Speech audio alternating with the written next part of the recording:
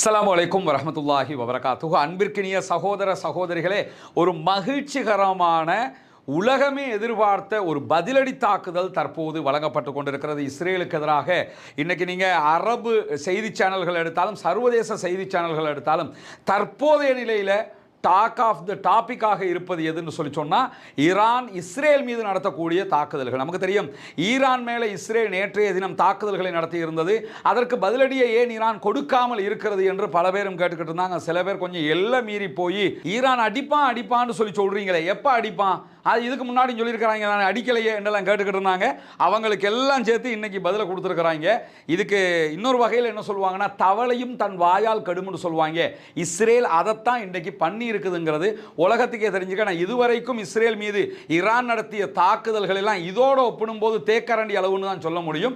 அந்த அளவுக்குண்டான ஒரு படு பயங்கரமான தாக்குதல் இஸ்ரேலுடைய விமான நிலையங்கள், இஸ்ரேலுடைய இராணுவ தளங்கள் மீதெல்லாம் நடத்தப்பட்டிருக்கு. இதில் என்ன ஆச்சரியமான காமெடியான செய்தின்னு சொன்னால், சற்று நேரத்துக்கு முன்பதாக இந்த தாக்குதல்கள் நடைபெற ஆரம்பித்ததோடு இஸ்ரேலிய ஆக்கிரமிப்பு அரசாங்கம் ஒரு அறிவித்தலை விடுத்திருக்கிறார்கள். அந்த அறிவிப்பில் அவங்க என்ன சொல்றாங்கன்னு சொன்னா, இஸ்ரேலுக்குள் நடத்தப்படுகிற தாக்குதல்கள் தொடர்பான வீடியோக்களையோ செய்திகளையோ யாராவது பகிர்ந்தால் பரப்பினால் தேச துரோக குற்றத்தில் கைது செய்யப்படுவார்கள்.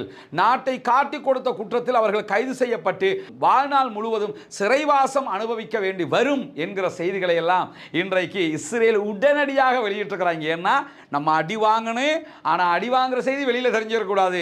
நம்ம வாங்குறதெல்லாம் ஊமை குத்துன்னு காட்டிக்க, நம்ம பெரிய பில்டப்பை காட்டிக்கிட்டே இருக்கணும், நாங்கள் பெரிய ஆக்கள், நாங்கள் எல்லாருக்கும் அடிப்போம்னு காட்டணும், நம்ம வாங்குற அடி வெளியில் தெரிஞ்சக்கூடாது பார்த்துக்க என்று சொல்லி இன்றைக்கு உடனடியாக வெக்கங்கெட்ட இஸ்ரேலிய அரசாங்கம் அறிவித்தல் விடுத்திருக்கக்கூடிய காட்சிகள் எல்லாம் இப்பொழுது வெளியாகி கொண்டிருக்கக்கூடிய நேரத்தில் இன்றைக்கு கொடுத்திருக்கிற அடி எப்படி அடின்னு நினைக்கிறீங்க?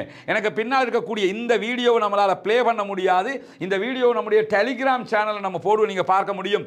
கடல்ல இருந்து நீர்மூழ்கி கப்பல் சப்மரின்ல இருந்து தாக்குதல் நடத்தப்படுகிறது. ஏவுகணை தாக்கல் பாலிஸ்டிக் மிசைல் ஏவப்படுகிறது. கடல்ல இருந்து ஈரான் ஏவுகிறது. அது போய் நேரடியாக ஹிட்டாகக்கூடிய தாக்குதல் நடத்தக்கூடிய காட்சிகள் பதிவாகி இருக்கிற அதே நேரத்தில் ஐஆர்ஜிசி ஈரானுடைய இஸ்லாமிய புரட்சிகர படைப்பிரிவு வெளியிட்டிருக்கக்கூடிய அறிக்கை இன்றைக்கு ஈரானுடைய மீடியாக்கள்லாம் தலைப்புச் செய்தியாக மாறி இருக்கிறது. ஜியோனிச அரசாங்கத்தில் இருக்கக்கூடிய இராணுவ தலைமையகத்தின் மீது தாக்குதல் நடத்தப்பட்ட ஈரானுடைய இராணுவ தளபதிகளை இலக்கு வைத்து இஸ்ரேல் தாக்குதல் நடத்தியிருந்தாங்க. தற்போது இஸ்ரேலுடைய இராணுவ தலைமையகத்தின் மீது தாக்குதல் நடத்தி இருக்கிறது ஈரான். அதே நேரத்தில் விமான தளங்கள் மீது தாக்குதல் நடத்தி இருக்கிறார்கள். அது மட்டுமல்லாமல் இன்றைக்கு நடத்தி இருக்கக்கூடிய இந்த தாக்குதலுக்கு ஆபரேஷன் ட்ரூ பிராமிஸ் 3 என்று சொல்லி பேர் வச்சிருக்காங்க. இதுக்கு முன்னாடி நடத்தியது 1, 2, அதற்கு பிறகு ஆபரேஷன் ட்ரூ பிராமிஸ் 3 என்று சொல்லி இதுக்கு பேர் வைத்திருக்கிறார்கள். அந்த அடிப்படையில் தான் இந்த தாக்குதல்கள் துல்லியமாக நடத்தப்பட்டிருக்கிறது. குறிப்பாக அல் ஜசீரா இந்த தாக்குதல்கள் தொடர்பான ஒரு ஆய்வு கட்டுரை, அழகான கட்டுரையை பிரசுரிச்சிருக்கிறாங்க. அந்த கட்டுரைக்கு அவங்க வெற்றிருக்கக்கூடிய தலையங்கமே என்னன்னு சொன்னா, வரலாறு காணாத அழிவை இஸ்ரேல் சந்திக்கிறது. அந்த தலைப்பை இப்படியெல்லாம் அல் ஜசீரா பொதுவாக தலைப்பு போட மாட்டாங்க. அல் ஜசீராவை இன்னைக்கு என்ன தலைப்பு போட்டிருக்காங்கன்னா, வரலாறு காணாத முன்னெப்போதும் இல்லாத அழிவை இஸ்ரேல் கண்டுகொண்டிருக்கிறது. முதல் கட்டத்திலேயே 40 பேர் படுகாயம் அடைந்திருக்கிறார்கள் என்று இஸ்ரேலிய ஊடகங்கள் சொல்கிறது. எத்தனை பேர் செத்தாங்கன்ற தகவல் எல்லாம் தரல. ஏன்னு கேட்டால் ஈரானை பொறுத்தவரை என்ன நடந்ததுங்கிறது வெளிப்படையாக சொல்லிட்டாங்க. எங்களுடைய இத்தனை தளபதிகள் கொல்லப்பட்டிருக்கிறாங்க, இத்தனை பேருக்கு காயம், இத்தனை பொதுமக்கள் கொல்லப்பட்டிருக்காங்கன்னு சொல்லிட்டாங்கன்னா அவங்க அப்படித்தான் அவர்களுடைய செயல்பாட்டை அமைத்திருக்கிறார்கள். ஆனால் இந்த ஜியோனிஸ்டுகள் என்ன பண்ணுவாங்கன்னு சொன்னால், தாங்கள் வாங்குகிற அடியை மறைத்து கொண்டு நாங்கள் தான் எல்லாருக்கும் அடிக்கிறோம் இந்த மாதிரி காட்டுவாங்க. அந்த அடிப்படையில் இந்த அறிவிப்பு வெளியிட்டிருக்கிறாங்க, யாரும் செய்தியை வெளியே சொல்லக்கூடாது பார்த்துக்கன்னு. ஆனால் அதை மீறி வந்திருக்கக்கூடிய தகவல்களில் 40 பேர் படுகாயம் அடைந்திருக்கிறார்கள் என்கிற செய்திகள் வெளியாகி இருக்கிறது. நூற்றுக்கணக்கான பாலிஸ்டிக் ஏவுகணைகளை இஸ்ரேல் மீது ஈரான் ஏவுகிறது என்கிற செய்திகள் வருகிறது. குறிப்பாக 3ஆம் கட்டமாக, ஒரே தடவை ஏவாம 3 கட்டமாக அவர்கள் ஏவுகணைகளை ஏவி கொண்டிருக்கிறார்கள். இதற்கு இடையில இஸ்ரேலும் ஈரான் மீது தாக்குதல் நடத்துவதாக அறிவித்து தாக்குதல் நடத்தினாங்க. அது எப்படிங்கிறத பின்னாடி நம்ம பார்க்க இருக்கிற அதே நேரத்தில் இன்றைக்கு இஸ்ரேலிய ஆக்கிரமிப்பு இராணுவத்தின் மீதான இந்த தாக்குதல்கள் பலத்த பழிவாங்கலாக மாறி இருக்கிறது. அது தொடர்பாக இஸ்ரேலுக்கு ஈரான் விடுத்திருக்கக்கூடிய அறிக்கையில் என்ன சொல்றாங்கன்னு சொன்னா, அறிவிப்பில் என்ன சொல்றாங்கன்னு சொன்னா, இஸ்ரேலில் பாதுகாப்பான இடம் என்று எந்த ஒரு இடத்தையும் நாங்கள் விடமாட்டோம் என்று சொல்லிவிட்டு, எங்களுடைய பழிவாங்குதல் வேதனையாக இருக்கும் என்று நாங்கள் சொன்னோம், அதைத்தான் செய்து கொண்டிருக்கிறோம் என்கிறார்கள்.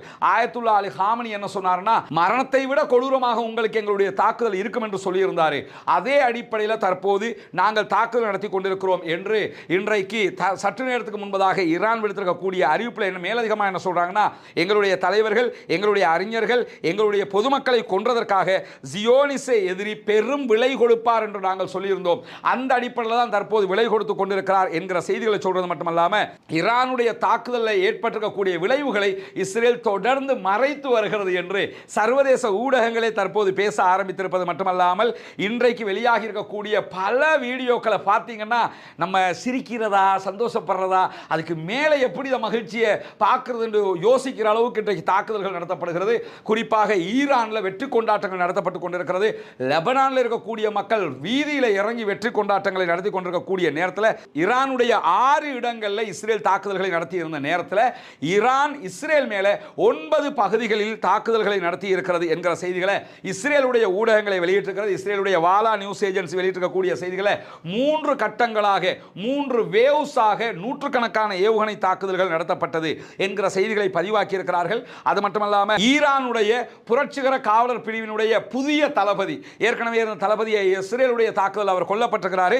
புதிய தளபதியாக பொறுப்பெடுத்திருக்கக்கூடிய அகமது வாஹிதி வெளியிட்டிருக்கக்கூடிய அறிக்கையில் என்ன சொல்றாருன்னா, ஜியோனிச கொலைகார அரசாங்கத்துக்கு எதிராக எதிரிக்கு எதிராக நரகத்தின் வாசல்களை நாங்கள் திறந்து வைத்திருக்கிறோம்.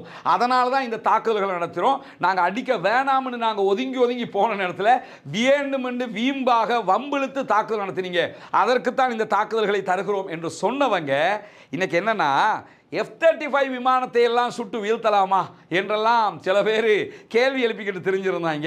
ஏற்கனவே F-35 ஒன்று யமனில் சுட்டு வீழ்த்தியிருந்த நேரத்தில் இப்போ ஈரான் இஸ்ரேல் மேலே பலிஸ்டிக் ஏவுகணை தாக்குதல் நடத்தினதோட உடனடியாக இஸ்ரேலில் இருந்து என்ன பண்ணாங்கன்னா, திரும்ப ஃபைட்டர் ஜெட்டுகள் எடுத்துக்கிட்டு இஸ்ரேல் ஈரான் மேலே தாக்குதல் நடத்துறதுக்கு வந்த நேரத்தில் அமெரிக்காவினுடைய தயாரிப்பாக இருக்கக்கூடிய மத்திய கிழக்கில் எந்த நாடுகளுக்கும் அமெரிக்கா கொடுக்காமல் இஸ்ரேலுக்கு மட்டும் கொடுத்து வைத்திருக்கக்கூடிய F-35 என்கிற வேகமாக உலகத்திலேயே நம்பர் 1 தாக்குதல் விமானமாக கருதப்படக்கூடிய விமானத்தின் 3 விமானங்களை குருவிய சுடுற மாதிரி சுட்டு வீழ்த்தி இருக்கிறாங்க. அதில் ஒரு வீடியோ இன்னைக்கு வெளியாக இருக்குன்னா, விமானம் வெடித்து செதறினத்தோடு அதில் இருந்த பைலட் தப்பிக்கிறதுக்காக அந்த பாராசூட்டில் பறக்கிற நேரத்தில் அந்த காட்சிகள் எல்லாம் இன்றைக்கு வீடியோ பண்ணப்பட்டிருக்கிறது. மட்டுமல்லாமல் இந்த விமானங்கள் சுட்டு வீழ்த்தப்பட்டிருப்பதை இஸ்ரேலும் ஒப்புக்கொண்டிருக்கக்கூடிய செய்திகள் வெளியாகி இருக்கிறது. அது மட்டுமல்லாமல் இன்றைக்கு இஸ்ரேல் மேலே ஈரான் நடத்தியிருக்கக்கூடிய தாக்குதலில் ஹைலைட் என்னன்னு கேட்டால், இஸ்ரேலிய அதிகாரிகள் தாக்குதல் தொடர்பாக நடத்திய முக்கியமான மீட்டிங்கை இலக்கு வைத்து தாக்குதல் நடத்தி இருக்கிறார்கள். இதுல இருந்து என்ன தெரியுதுன்னு கேட்டா, ஈரானுக்குள்ள மொசாத் ஊடுருவியது, அப்படி நடத்தியது, இப்படி நடத்தியதுன்னு சொன்னாங்கல்ல, இப்போ இஸ்ரேலுக்குள்ள ஊடுருவி நிற்கிறான். அவங்க இன்னைக்கு எங்க மீட்டின் போடுறாங்கிற வரைக்கும் தெரிந்து கொண்டு இன்றைக்கு தாக்குதல்களை நடத்தி இருக்கிறார்கள் என்கிற செய்திகள் வெளியாகி இருப்பது மட்டுமல்லாமல், இஸ்ரேலுடைய இராணுவ விவகாரங்களுக்கான கட்டிடமும் இன்றைக்கு இலக்கு வைக்கப்பட்டிருக்கிறது என்கிற செய்திகள் வெளியாகி இருக்கு. இன்னைக்கு வெளியாக இருக்க வீடியோக்களை பார்த்தீங்கன்னா, இஸ்ரேலுக்குள்ள வெடிலாம் அந்த மாதிரிக்கு அவ்வளவு கட்டிடங்கள் வெடித்து சிதறுகிறது. சாதாரணமான தாக்குதல் கிடையாது. இஸ்ரேலியர்களால் ஜீரணிக்க முடியாத ஒரு பதிலடி தாக்குதல்களை சிம்ம சொப்பனமாக இஸ்ரேல் மீது ஈரான் நடத்தி இருக்கிறது. இங்க நீங்க பார்க்கலாம், நம்ம காட்டுகிற இந்த வீடியோ கடல்ல இருந்து